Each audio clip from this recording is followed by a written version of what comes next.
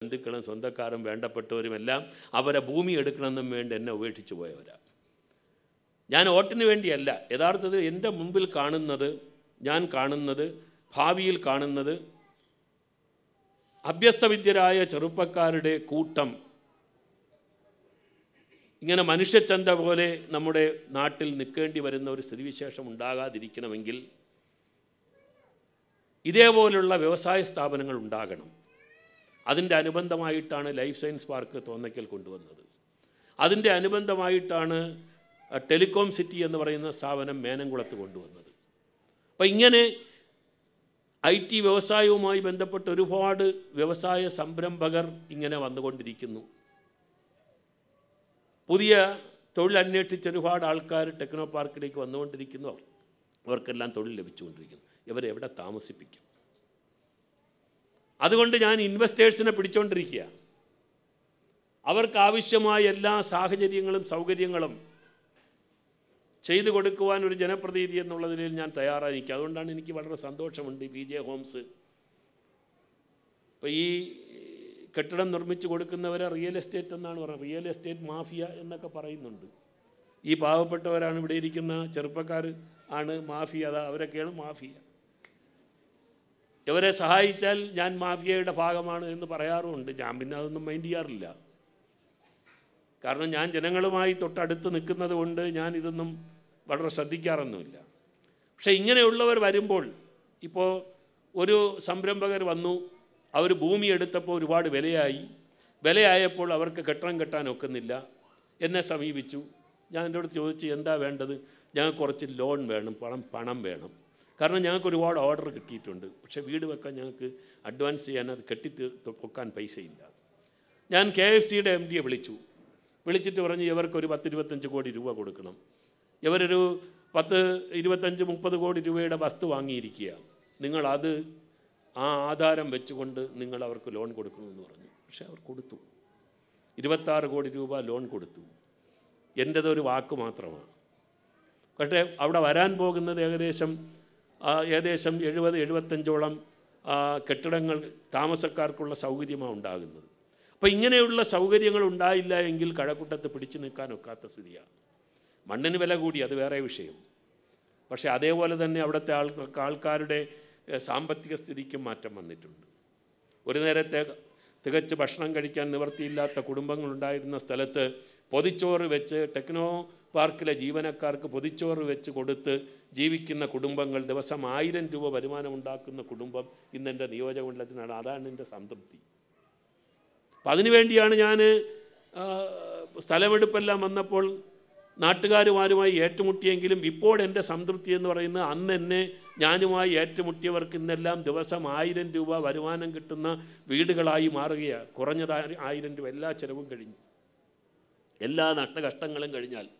അപ്പോൾ ആ രീതിയിലേക്ക് വളർന്നുകൊണ്ടിരിക്കുന്ന പ്രദേശം എന്നുള്ള നിലയിൽ, ഞാൻ ദീർഘമായി സംസാരിക്കുന്നില്ല, പ്രദേശം എന്നുള്ള നിലയിൽ ഇത്തരം സംരംഭകരെ ഞാൻ സ്വാഗതം ചെയ്യുകയാണ്. അവർക്കെന്തെങ്കിലും സഹായം വേണമെങ്കിൽ അണ്ണാൻകുഞ്ഞും തന്നാലായത് എന്നാണ്. പക്ഷേ എന്നെക്കൊണ്ട് കഴിയുന്നത് എനിക്ക് ചെയ്യാൻ ഞാൻ സന്നദ്ധനാണ്. ഇനിയും ഒരുപാട് കെട്ടിടങ്ങൾ അവിടെ ആവശ്യമായിരിക്കുക. ഇനിയിപ്പോൾ മോണോ റെയിലിൻ്റെ ആസ്ഥാനം കൂടി പള്ളിപ്പുറത്താണ് വരുന്നത്. മോണോ റെയിലിൻ്റെ ആസ്ഥാനം കൂടി വരുമ്പോൾ ഒരു 5000 പേര് കൂടി വീണ്ടും അവിടെ പുതുതായി താമസിക്കാൻ വരാൻ പോവുകയാണ്. മോണോ റെയിൽ ഫുൾ സിംഗിലായി കഴിഞ്ഞാൽ 5000 ജീവനക്കാരുണ്ടാകും എന്നാണ് കണക്കാക്കപ്പെടുന്നത്. അങ്ങനെ ഉണ്ടാകുകയാണെങ്കിൽ അതിൻ്റെ ആസ്ഥാനവും പള്ളിപ്പുറത്താണ്. അപ്പോൾ അതും കഴക്കൂട്ടത്തൂടെയാണ് കടന്നു പോകുന്നത്. അപ്പോൾ അതുകൊണ്ട്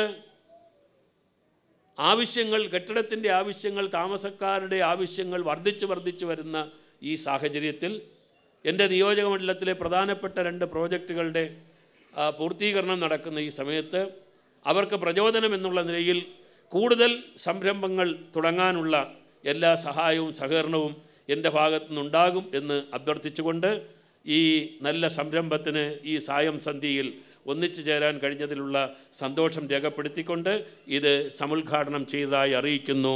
നന്ദി. ജയ് ഹിന്ദ്.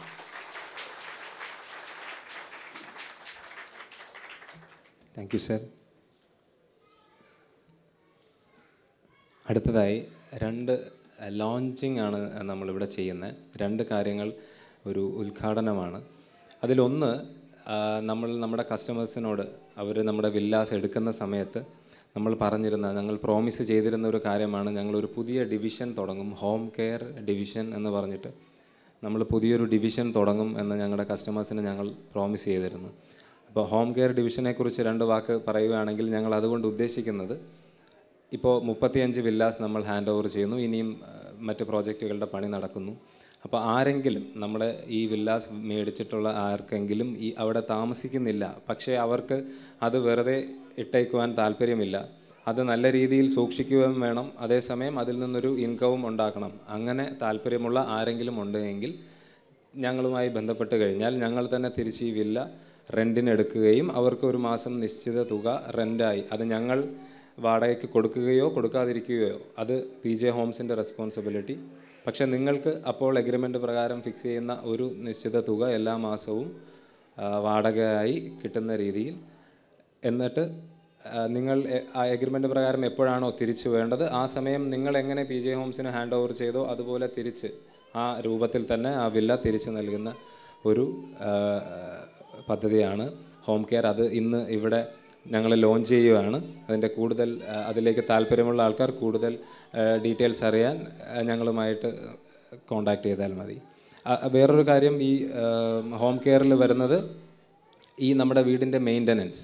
ഇപ്പോൾ ആദ്യത്തെ 6 മാസം ഞങ്ങൾ ഹാൻഡ് ഓവർ ചെയ്ത് കഴിഞ്ഞാൽ ആദ്യത്തെ 6 മാസം ഞങ്ങൾ തന്നെയാണ് നിങ്ങളുടെ വീട്ടിലെ എല്ലാ മെയിൻ്റനൻസും ചെയ്തു തരുന്നത്, ഫ്രീ ഓഫ് കോസ്റ്റ്. അത് കഴിഞ്ഞും നിങ്ങളുടെ വീടിൻ്റെ മെയിൻ്റനൻസ് ഞങ്ങൾ തന്നെ ചെയ്യണമെന്നുണ്ടെങ്കിൽ ഞങ്ങളുമായി ബന്ധപ്പെട്ട് കഴിഞ്ഞാൽ അതും ഞങ്ങൾ തന്നെ ചെയ്തു തരുന്നതായിരിക്കും. അപ്പോൾ ഈ 2 കാര്യങ്ങളാണ് ഇപ്പോൾ ഹോം കെയർ ഡിവിഷനിൽ ഇന്ന് ഞങ്ങൾ ലോഞ്ച് ചെയ്യുന്നത്. കൂടുതൽ ഇതുപോലുള്ള കാര്യങ്ങൾ ഹോം കെയർ ഡിവിഷനിൽ ഭാവിയിൽ വരും. പിന്നെ ഇപ്പോൾ ലോഞ്ച് ചെയ്യുന്നത് ഞങ്ങളുടെ ഏറ്റവും പ്രധാനപ്പെട്ട ഒരു കാര്യമാണ്.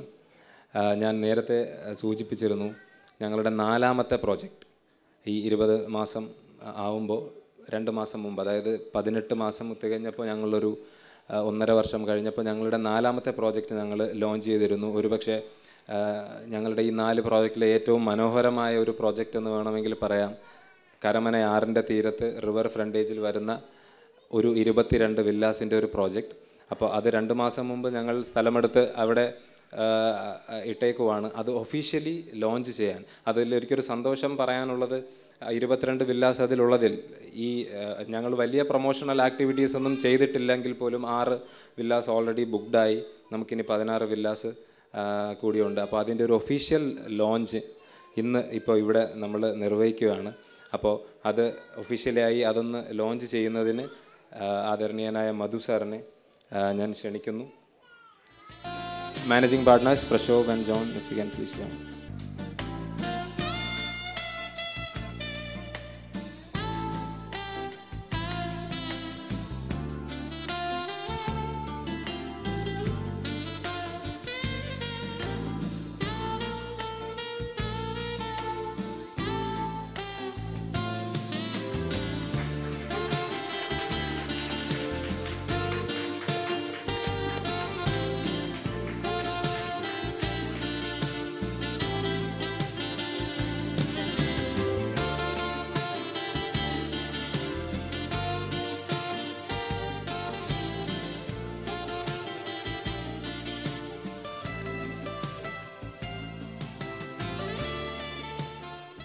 Thank you, sir.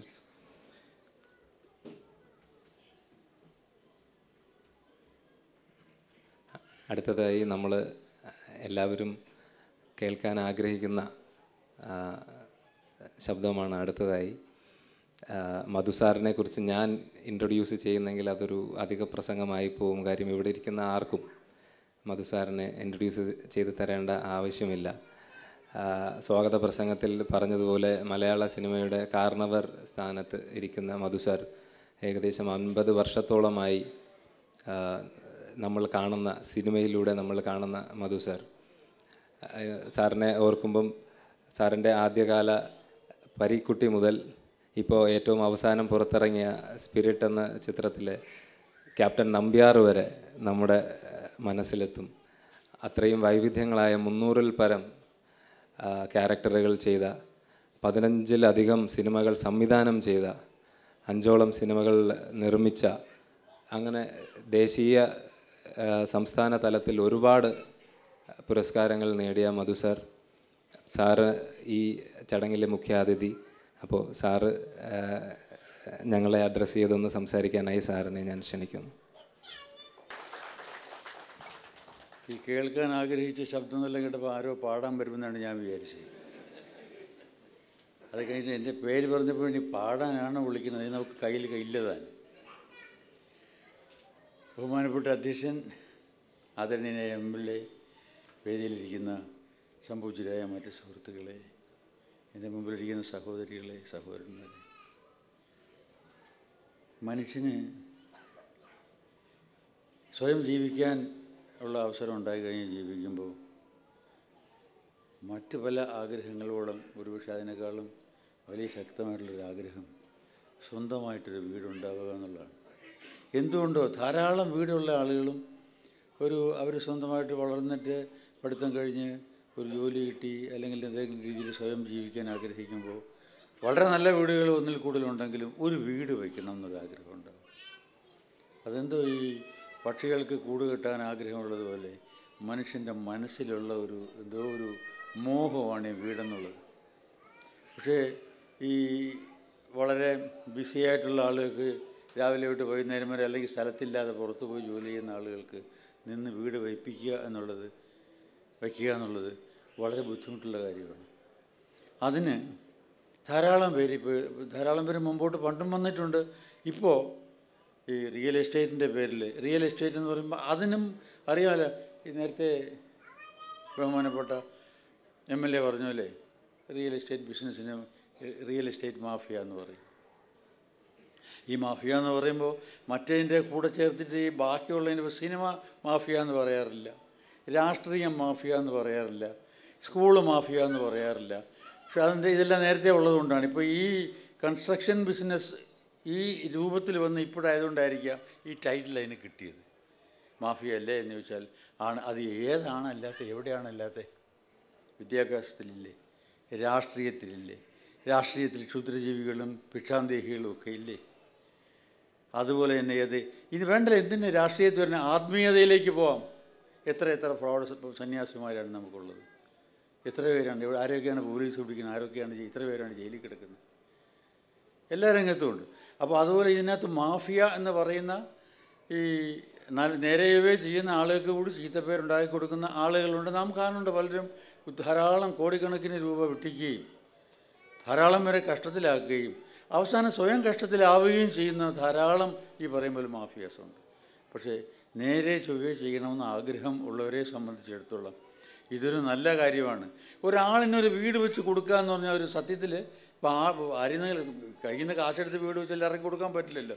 അവരുടെ കാശ് കൊണ്ട് തന്നെ ഒരു ഇടനിലക്കാരനായിട്ട് എന്നുള്ള വെച്ചിട്ട് ഇതൊരു കർത്തവ്യം. നാം ഈ ഭൂമിയിൽ ജനിച്ചത് ഈ എന്തെങ്കിലും ഈ രീതിയിലൊരു ബിസിനസ് ചെയ്യാനുള്ളൊരു ഒരു ശക്തി നമുക്കുണ്ടായത്, ഒരു കഴിവ് നമുക്കുണ്ടായത്, ഒരു ആഗ്രഹം നമുക്കുണ്ടായത്, അതൊരു പുണ്യമാണ്, അതൊരു വരദാനമാണ്. ഇത്രയും ആളുകൾക്ക് വീട് വെച്ച് കൊടുക്കാനൊരു ഭാഗ്യം സത്യസന്ധമായിട്ട് ചെയ്യുകയാണെങ്കിൽ, നേരെ ചൊവ്വേ ചെയ്യുകയാണെങ്കിൽ അതൊരു മഹാപുണ്യ കാര്യമാണ്. ഒരു വീട് വെച്ച് കൊടുക്കുക എന്ന് പറഞ്ഞാൽ മനുഷ്യൻ്റെ ഏറ്റവും വലിയ മോഹം സാധിച്ചു കൊടുക്കുക എന്നുള്ളതാണ്. ന്യായമായി അതിൻ്റെ ചിലവും താൻ ചെയ്യുന്ന ജോലിയുടെ എന്ത് ലാഭം എന്ന് വേണമെങ്കിൽ അതിന് പറയാം, അത് മാച്ചുകൊണ്ട് ചെയ്തു കൊടുക്കുന്നത് വലിയ പുണ്യമാണ്. പലതും നടക്കുന്നതിനേക്കാളും വലിയ പുണ്യമാണ്. കാരണം ഒരു വീടെന്ന് പറഞ്ഞാൽ സ്ഥായിയായ ഒരു സാധനമാണ്. നമുക്കും അടുത്ത തലമുറയ്ക്കും ഒരുപക്ഷെ അതിന് ശേഷമുള്ള തലമുറകൾക്കും ആവശ്യമുള്ളതും പ്രയോജനപ്പെടുന്നതുമായ ഒരു കാര്യമാണ്. അപ്പോൾ വീട് വെച്ച് നൽകുക എന്നുള്ളത് വെറും ബിസിനസ്സല്ല, മാഫിയല്ല. അതിൻ്റെ അർത്ഥത്തിൽ തന്നെ, നല്ല അർത്ഥത്തിൽ തന്നെ കാണുകയും ആ അർത്ഥത്തിൽ തന്നെ ചെയ്യുകയും ചെയ്യുകയാണെങ്കിൽ ഇത് സത്യത്തിൽ ഒരു വലിയ പല പുണ്യകാര്യങ്ങളിലൊപ്പം ഒരു വലിയ പുണ്യകാര്യമായിട്ട് തന്നെ ഇത് കാണാൻ സാധിക്കും. ഇതിൻ്റെ പ്രവർത്തകർ, ഈ PJ ഹോംസിൻ്റെ ആൾക്കാർ, അവർ നിശ്ചയമായിട്ട് ഇതൊരു പുണ്യകാര്യമാണെന്ന് തന്നെ കണക്കാക്കിയിട്ട് മുമ്പോട്ട് പോവുകയാണെങ്കിൽ നിങ്ങൾ ചെയ്യുന്നത് വലിയൊരു സേവനമായിരിക്കും. അതിനുള്ള ശക്തി, അതിനുള്ള കഴിവ് നിങ്ങൾക്ക് തരട്ടെ. ഈ റിയൽ എസ്റ്റേറ്റ് മാഫിയ എന്നൊക്കെ പറയുന്നുണ്ടല്ലോ, അതിൻ്റെ മറ്റൊരു വശം എനിക്ക് നേരിട്ടറിയാമെന്നുള്ള മറ്റൊരു വശമുണ്ട്. എഞ്ചിനീയറിംഗ് പഠിച്ചു വന്ന് എൻ്റെ തന്നെ ഒരു അനുദരനം ഉണ്ടായതുകൊണ്ട് എഞ്ചിനീയറിംഗ് പഠിച്ചു വന്നിട്ട് അയാൾ ജോലിക്കൊന്നും പോകാതെ ചില്ലറ സൗകര്യമുള്ള ആളാണ്. ഇയാൾ കൺസ്ട്രക്ഷൻ കമ്പനി തുടങ്ങി, കൂടെയുള്ള ആളുകളെല്ലാം കൂട്ടിയിട്ട് ചെയ്തു. അപ്പോൾ ഇത് ചെയ്ത് വന്നിട്ട് എല്ലാ ധാരാളം വർക്കുണ്ട് ഇയാൾക്ക്. ധാരാളം വർക്കൊക്കെ ചെയ്ത് കഴിഞ്ഞിട്ട് ഇതിനെ എല്ലാവരെയും വിശ്വസിച്ചു. ഏത് കസ്റ്റമേഴ്സിനെയും വിശ്വസിച്ചു, കൂടെ നിൽക്കുന്ന ആളുകളെയും വിശ്വസിച്ചു. കസ്റ്റമേഴ്സ് പോലെ ഇവനൊരു ഈ പറഞ്ഞ പോലെ ഇത് ഒരു അല്പം സാത്വികം കൂടി ആയതുകൊണ്ടായിരിക്കാം, വെറും ബിസിനസ്മാൻ അല്ലാത്തതുകൊണ്ടായിരിക്കാം പലരും നേരെ കാശ് വാങ്ങിക്കാതെ തന്നെ നാളെ മറ്റന്നാളെന്ന് പറഞ്ഞിട്ട് ഈ വീടുകളുടെ മുഴുവൻ കാശ് കിട്ടാത്ത ഒരു വിഭാഗം ഒരു സൈഡിൽ, മറ്റൊരു സൈഡിലാണ് ഈ കൂടെ നിന്ന ആളുകൾ പല രീതിയിലും.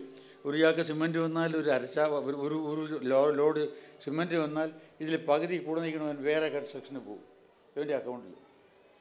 അപ്പോൾ അവസാനം ഈ പയ്യൻ എന്ത് പറ്റിയെന്ന് പറഞ്ഞാൽ നല്ല ജോലി, നല്ല പേരുമായിരുന്നു. ഇയാളിപ്പോൾ ഇവിടുന്ന് നാട് വിടേണ്ടി വന്നു. നാട് വിട്ടിപ്പോൾ എന്നിട്ട് അവൻ്റെ ബാക്കി വീട്ടുകാരിവിടെ നിന്നിട്ട് തറവാട്ടിലുള്ള സ്ഥലങ്ങളെല്ലാം കൂടി എഴുതി വിറ്റിട്ട് പല സ്ഥലത്തും സിമൻറ്റിനും മണ്ണിനും അതിനും ഇതിനും ഒക്കെ ആയിട്ട് കാശായിട്ടുമൊക്കെ ചെക്ക് മടങ്ങിയതും ഒക്കെ ആയിട്ടുള്ള കടമൊക്കെ ഇപ്പോൾ തീർത്തു. പക്ഷെ അതിനു വേണ്ടി തറവാട് വിൽക്കേണ്ടി വന്നു. അവനും മാഫിയ ലിസ്റ്റിൽ പെടുത്താം അവനെ. നിങ്ങൾക്കിപ്പോൾ ഈ കസ്റ്റമേഴ്സ് തന്നെ, ഞാൻ അയാളുടെ ചരിത്രം പഠിച്ച മനസ്സിലാക്കിയത് കസ്റ്റമേഴ്സ് തന്നെ ആദ്യം ഒരു ഇത് വന്നിട്ടെന്ന് പറയും, അത് ടൈൽസ് ആയിരിക്കും ആദ്യം ഉദ്ദേശിച്ച ബാത്റൂമിൽ. അപ്പോൾ അത് കഴിയുമ്പോൾ പറയാം വേറെ ടൈൽസ് വേണം, അല്ലെങ്കിൽ മാർബിൾ വേണം. അങ്ങനെ ഓരോ പരിഷ്കാരങ്ങൾ ചെയ്ത് ഈ പരിഷ്കാരങ്ങൾ ചെയ്യുന്നതനുസരിച്ച് മാറ്റം വരുന്നതനുസരിച്ചിട്ട് കൺസ്ട്രക്ഷൻ്റെ ചിലവ് കൂടുകയാണ്. ഇത് നേരെ മുൻകൂട്ടി ചെയ്യാതെ, മുൻകൂട്ടി കാണാതെ ചെയ്തു കൊടുത്താൽ അവസാനം കണക്ക് തീർക്കാൻ നിർത്തുക. ഇതല്ലേ ഇതാ പണ്ട് പറഞ്ഞ് ഇത്ര രൂപയല്ലേ, എത്രയും തരൂ. ഇത് വാങ്ങിക്കാൻ പഠിക്കുന്ന ആളുകൾ അവിടെയാണ് ഈ വാങ്ങിക്കാനുള്ള മറ്റ് നമുക്ക് ഈ കസ്റ്റമേഴ്സിൻ്റെ തന്നെ കയ്യിലിരിപ്പുകൊണ്ടാണ് കുറേ കഴിയുമ്പോൾ ഇത് പിരിപ്പിക്കാനായിട്ട് മറ്റേ വളഞ്ഞ മാർഗ്ഗങ്ങളൊക്കെ അന്വേഷിക്കേണ്ടി പലർക്കും വന്നിട്ടുള്ളത് വരുന്നത്. അപ്പോൾ ഇത് ഒരു കൊടുക്കൽ വാങ്ങലെന്ന് പറഞ്ഞാൽ ഈ ചെയ്യുന്നയാളും വാങ്ങിക്കുന്നയാളും ഇതൊക്കെ അവരൊക്കെ കൂടി ചേർന്നിട്ട് ഈ ഒരു പ്രസ്ഥാനം മുമ്പോട്ട് പോകേണ്ട ഒരു ആവശ്യമാണ്. കഷ്ടപ്പെട്ട് കാശുണ്ടാക്കാൻ നമുക്ക് താമസിക്കാനൊരു വീട് വേണം, നല്ല വീടായിരിക്കണം, അത് കാണാൻ മാത്രം നന്നായിരുന്നാൽ പോലെ സ്ട്രോങ് ആയിരിക്കണം, അതിന് നന്നായിട്ട് ചെയ്തു തരാൻ ഒരാൾ, അയാൾ നമ്മുടെ ആളാണെന്ന് കരുതുന്ന കസ്റ്റമേഴ്സിന് ഈ നമ്മുടെ എനിക്ക് പ്രോത്സാഹനം തരുന്ന ആൾ എന്ന് ധരിക്കാൻ സാധിക്കുന്ന കൺസ്ട്രക്ഷൻ കമ്പനി. അങ്ങനെ ഒരു അണ്ടർസ്റ്റാൻഡിങ്ങിൽ മുമ്പോട്ട് പോയി കഴിഞ്ഞാൽ ഈ റിയൽ എസ്റ്റേറ്റ് ബിസിനസ് എന്ന് പറയുന്ന ഒരു വലിയ സേവനവും റിയൽ എസ്റ്റേറ്റ് ബിസിനസ് എന്ന് പറയുന്ന വലിയൊരു ആവശ്യവും ഒക്കെയാണ്. ഇപ്പോൾ ഇന്ന് കാണുന്ന നമ്മൾ ഇറങ്ങി കാണാൻ നേരത്തെ എത്ര വലിയ ബിൽഡിങ്സ് കാണുമ്പോൾ നമുക്കെല്ലാം പറയുമല്ലോ ഇത് പാടില്ല, ഇതിങ്ങനെ വലിയ ബിൽഡിങ്സ് ഇങ്ങനെ കെട്ടുകയല്ല, ഇവിടുത്തെ പ്രകൃതി മനോഹാരിത എല്ലാം പോകണമെന്നൊക്കെ പറഞ്ഞിട്ട് പ്രകൃതി മനോഹാരിത കാണും അങ്ങോട്ട് മാറുകയാണെങ്കിൽ കൃഷി ചെയ്യാതെ കിടക്കണ ഈ വയലിൽ പിടിച്ച് കിടക്കണ കാടും പാമ്പും ഒക്കെ കാണാൻ സാധിക്കും. അതാണ് ഇവിടുത്തെ കേരളത്തിൽ ഇപ്പോഴത്തെ പ്രകൃതി മനോഹാരിത. ജോലി ചെയ്യില്ല. എത്ര ഇവിടുന്ന് പോകുമ്പോൾ സങ്കടം തോന്നും. പണ്ട് നിറച്ച് നെല്ലും വിളഞ്ഞു കിടക്കുന്ന നെല്ലും വളർന്നു വരുന്ന നെല്ലും അതും കണ്ട സ്ഥലത്ത് രണ്ട് വശത്തും നാം ഇപ്പോൾ കാണുന്നത് അലവലാതി കാടെന്നും പറയാനൊക്കില്ല. അതിന് വൃത്തികെട്ട മുള്ളും മത്തും ഇതുമെല്ലാം കൂടെ വളർന്ന് അങ്ങോട്ട് കടക്കാൻ നിവൃത്തിയില്ലാതെ കിടക്കുന്ന സ്ഥലങ്ങളാണ്. അപ്പോൾ അങ്ങനെ എന്ത് വന്നിരുന്നാലും പോട്ടെ, ഞാൻ അതിലേക്ക് കിടക്കുന്നതിൽ വേറെ നമുക്ക് ഇതിനെ നിൽക്കാം. കൂടുതൽ പറഞ്ഞു പോയി കഴിഞ്ഞാൽ അധികം പറഞ്ഞു പോകും. അപ്പോൾ ഈ ഇതിൻ്റെ ആദ്യത്തെ സംരംഭമായ യൂണിറ്റ്, ആ യൂണിറ്റിൻ്റെ താക്കോൽദാനമാണ് ഇന്നിവിടെ നടക്കാൻ പോകുന്നത്. അതും അതിൻ്റെ ഉടനെ തന്നെ തീരുന്നതുമായിട്ടുള്ള ഇത് ആദ്യക്കാരായതുകൊണ്ടാണ് ഞാൻ ഈ സംസാരിക്കുന്നത്. അല്ലെങ്കിൽ അവർക്ക് നല്ലതല്ല ബിസിനസ്സൊക്കെ ഞാനൊന്നും പറയണ്ട. പക്ഷേ നമുക്ക് ഈ പരാതിയും പരിഭവവും നമ്മുടെ ഈ കസ്റ്റമേഴ്സിന് തോന്നുമ്പോൾ മറ്റേ കാര്യം കൂടി ആലോചിക്കാൻ വേണ്ടി ഞാൻ ഈ പൊളിഞ്ഞു പോയതിൻ്റെ കാര്യം പറഞ്ഞു എന്നുള്ളേ ഉള്ളൂ. ഇപ്പോൾ ബിസിനസ് ഈസ് ബിസിനസ്. ഈ ത്യാഗമാണ്, അതുപോലെ തന്നെ നമ്മുടെ ഇതാണ്, ഭാഗ്യമാണ്, യോഗമാണെന്നൊക്കെ പറഞ്ഞാലും നാം ഒരു ബിസിനസ് ചെയ്യാൻ പോയാൽ ബിസിനസ് തന്നെ ചെയ്യണം. അത് നല്ല ബിസിനസ്സായിട്ട് ചെയ്യണം. ഒരുത്തൻ അഭിനയിക്കാൻ പോയി കഴിഞ്ഞാൽ അഭിനയിക്കുക വേണം, പട്ടിയായിട്ട് അഭിനയിച്ചാൽ കുറയ്ക്കണം. അതുപോലെ ബിസിനസ് എന്ന് പറഞ്ഞാൽ ബിസിനസ് തന്നെ ചെയ്യണം, അത് നല്ല ബിസിനസ്സായിരിക്കണം. അതിനുള്ള നല്ല മനസ്സും ശക്തിയും ഇതിൻ്റെ സംഘാടകർക്ക് ഉണ്ടാകട്ടെ, ഇതിൻ്റെ നടത്തിപ്പുകാർക്ക് ഉണ്ടാകട്ടെ എന്ന് ഞാൻ പ്രാർത്ഥിക്കുന്നു. അതുപോലെ നിങ്ങൾ താമസിക്കാൻ പോകുന്ന ഈ വീടുകളിൽ നിങ്ങൾക്കെല്ലാം നിറച്ചും ഐശ്വര്യം ഉണ്ടാകട്ടെ. അവിടുത്തെ ഇപ്പോൾ ഐശ്വര്യം ഇല്ല എന്നല്ല, ഇനി പോകുന്നിടത്തും പുതിയ വീടുകളിൽ പോയി താമസിക്കാൻ പോകുമ്പോൾ അവിടെയൊക്കെ ഈശ്വരൻ നിങ്ങളെ അനുഗ്രഹിക്കട്ടെ, നിങ്ങൾക്കെല്ലാം ഐശ്വര്യം ഉണ്ടാകട്ടെ. ഇവർക്ക് ഇതുപോലെ ധാരാളം കൺസ്ട്രക്ഷൻസ് നടത്തി നമ്മയൊക്കെ സഹായിക്കാൻ, നാടിനെ സഹായിക്കാൻ. ഇപ്പം നേരത്തെ വാഹിദ് സാഹിബ് പറഞ്ഞല്ലോ, ഇനി എത്ര 5000-10,000 കണക്കിന് ആളുകൾക്ക് ഇവിടെ താമസിക്കാനുള്ള ആവശ്യം വരുന്നു. ഈ ആവശ്യങ്ങൾ നിറവേറ്റാൻ നമ്മുടെ ഈ കൺസ്ട്രക്ഷൻ കമ്പനിക്കും മറ്റ് കമ്പനികൾക്കും എല്ലാം സാധിക്കട്ടെ എന്ന് ആഗ്രഹിച്ചുകൊണ്ട് ഞാൻ അധികം സംസാരിക്കുന്നില്ല. കാരണം കുറേ ജോലിയുണ്ട്. ഇത് താക്കോലൊക്കെ ഞാനെടുത്ത് കൊടുക്കണമെന്നാണ് പറയുന്നത്. അപ്പോൾ അത് കൊടുക്കാൻ വേണ്ടി ആരോഗ്യം ബാക്കി നിർത്തണം എന്നുള്ളത് കൊണ്ട് അധികം സംസാരിച്ച് ഞാൻ ക്ഷീണിക്കുന്നില്ല. നിങ്ങളുടെയൊക്കെ അനുവാദത്തോട് നിങ്ങൾക്കെല്ലാം എല്ലാ മംഗളങ്ങളും നേരുന്നുകൊണ്ട് ഇന്ന് റംസാനാണ്. ഇന്ന് റംസാൻ ആശംസകൾ, ഈദ് മുബാറക്. എല്ലാവരും അത് കഴിഞ്ഞ ഉടനെ ഓണമായി. ഈ രണ്ട് ആശംസകളും ഒരുമിച്ച് ആശംസിച്ചുകൊണ്ട് എല്ലാ മംഗളങ്ങളും നേർന്നുകൊണ്ട് ഞാൻ എൻ്റെ കർത്തവ്യത്തിലേക്ക് കടക്കുന്നു. നന്ദി, നമസ്കാരം.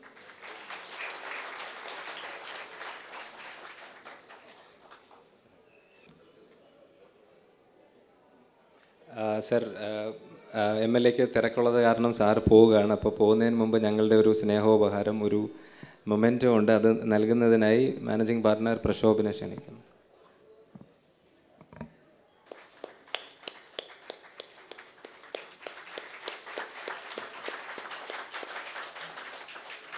സർ, വളരെ നന്ദി സാറിൻ്റെ തിരക്കേറിയ ഈ ദിവസത്തിൽ, റംസാൻ ദിനത്തിൽ വന്നതിന്.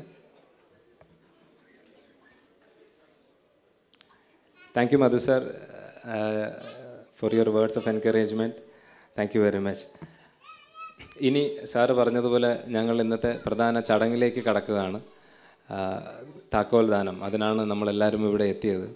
അപ്പോൾ ആദ്യത്തെ ഞങ്ങളുടെ പ്രോജക്റ്റായ രാജശ്രീ ഡൊമൈസിൽസിൻ്റെ 19 വില്ലാസിൻ്റെ കീ ആണ് ആദ്യമായിട്ട് ചെയ്യുന്നത്. അപ്പോൾ അതിൽ ആദ്യത്തെ താക്കോൽ കൊടുക്കുന്നതിനായിട്ട് ഞാൻ നേരത്തെ പറഞ്ഞു, ഈ PJ ഹോംസ് എന്ന് പറയുന്ന ഒരു കൺസ്ട്രക്ഷൻ കമ്പനി തുടങ്ങണം എന്ന് പറയുന്ന ഒരു സ്വപ്നം മിസ്റ്റർ ജോണിൻ്റെ മനസ്സിൽ ഉണ്ടായപ്പോൾ അതിന് പ്രചോദനമായ ഒരാളുണ്ട്. മേ ബി ജോൺ വിശേഷിപ്പിക്കുന്ന രീതിയിൽ പറഞ്ഞാൽ ജോണിൻ്റെ ബിസിനസ് ഗുരു, ജോൺ ഇങ്ങനൊരു ബിസിനസ് ചെയ്യാൻ മോട്ടിവേഷൻ നൽകിയ ആൾ, സക്സസ്ഫുൾ ആകാൻ ജോണിൻ്റെ പ്രേരണ. അദ്ദേഹം തന്നെ ആദ്യത്തെ താക്കോൽ കൊടുക്കണം എന്നുള്ളത് ജോണിൻ്റെ ആഗ്രഹമാണ്. അപ്പോൾ ആ താക്കോൽ രാജശ്രീ ഡൊമൈസിൽസിലെ A1 എന്ന് പറയുന്ന വില്ലയുടെ താക്കോൽ കൊടുക്കുന്നതിനായിട്ട് additional director information and public relations